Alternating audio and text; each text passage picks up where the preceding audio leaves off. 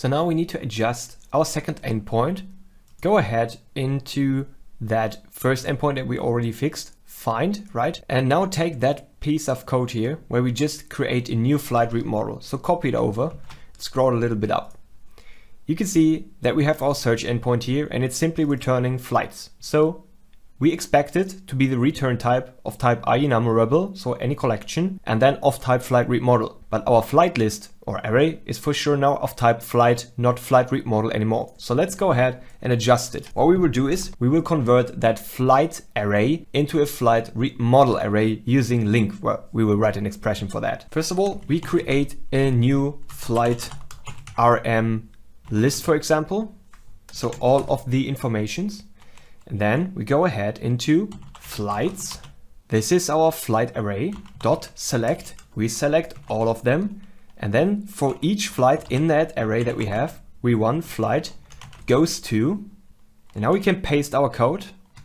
So the new flight, we convert it into a new flight route model. Let's remove that semicolon here. And then we can simply go ahead, leave it like this, and add a dot to array. Now check FlightRm is of type flight route model now. Let's simply return that FlightRm list. You can for sure adjust the variable name as you like. You can call it FlightRm route model or whatever. Just wanted to show you that we now again have a flight route model. Let me explain you what's happening here a little bit more in depth. So as I said, we return, or we should return, a flight route model list. Our flights, the list where all the information is inside, is of type flight now, since we changed it to be, well, matching our domain entity.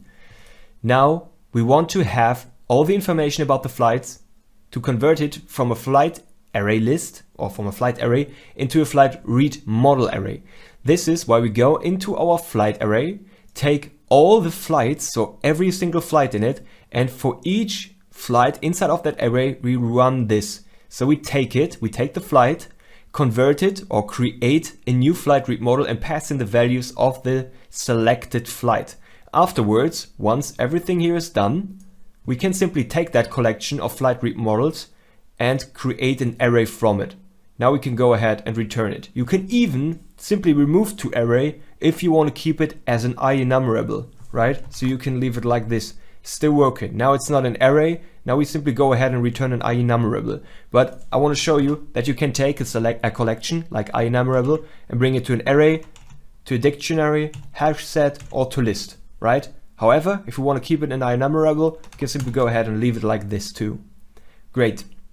So this is all we have to do.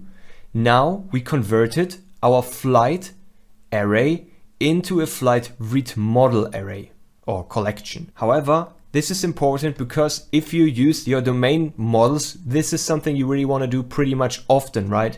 So since you're not sending the information about your flight entities, you want to use your flight route models. So if you have a flight array, you maybe want to switch them or convert them into a flight route model array, for example. Great. Now let's save it. Now, if you make those changes, it's very important that you test your application. So simply go ahead and start it and check if search and finding a flight is still working. So here we are in Swagger. Let's go ahead and try to grab our flight here. Simply try it out, hit execute. You can see that we still got our list. That's very nice. Now select one good here, which you can find. Let me cancel that. Let me go to the get flight endpoint. So find one by ID. Let me click on try it out. Let me paste in the GUID. Let me hit execute. You can see the response is returning one of the flights. So everything is still working. That's fine. So we now have adjusted our flight controller to return the correct information. So inside of the controller as data storage, we use our flight entity, which is correct. And for getting and sending information, we are now using our read models, which is also correct.